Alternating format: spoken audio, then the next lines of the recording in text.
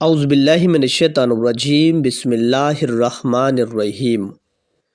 ابو ہریرہ رضی اللہ تعالیٰ عنہ نے کہا کہ نبی کریم صلی اللہ علیہ وآلہ وسلم نے فرمایا، اللہ پاک نے آدم علیہ السلام کو پیدا کیا تو ان کو 60 ہاتھ لمبا بنایا، پھر فرمایا کہ جا اور ان ملائکہ کو سلام کر، دیکھنا کن لفظوں میں وہ تمہارے سلام کا جواب دیتے ہیں، کیونکہ وہی تمہارا اور تمہاری اولاد کا طریقہ سلام ہوگا۔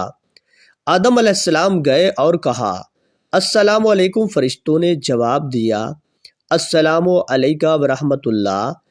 انہوں نے ورحمۃ اللہ کا جملہ بڑھا دیا، پس جو کوئی بھی جنت میں داخل ہوگا وہ آدم علیہ السلام کی شکل اور قامت پر داخل ہوگا۔ آدم علیہ السلام کے بعد انسانوں میں اب تک قد چھوٹے ہوتے رہے۔ صحیح بخاری حدیث نمبر 3326۔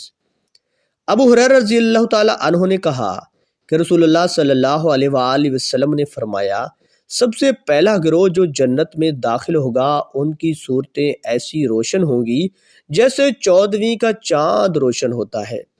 پھر جو لوگ اس کے بعد داخل ہوں گے وہ آسمان کے سب سے زیادہ روشن ستارے کی طرح چمکتے ہوں گے۔ نہ تو ان لوگوں کو پیشاب کی ضرورت ہوگی، نہ پاخانہ کی، نہ وہ تھوکیں گے، نہ ناک سے آلائش نکالیں گے۔ ان کے کنگھے سونے کے ہوں گے اور ان کا پسینہ مشک کی طرح ہوگا۔ ان کی انگیٹھیوں میں خوشبودار عود جلتا ہوگا، یہ نہایت پاکیزہ خوشبودار عود ہوگا۔ ان کی بیویاں بڑی آنکھوں والی حوریں ہوں گی، سب کی صورتیں ایک ہوں گی، یعنی اپنے والد آدم علیہ السلام کے قد و قامت پر 60 ہاتھ اونچے ہوں گے۔ صحیح بخاری حدیث نمبر 3327۔ دوستو، اللہ پاک سے دعا ہے کہ اللہ پاک ہمیں حدیث مبارکہ پر عمل کرنے کی توفیق و ہمت عطا فرمائے۔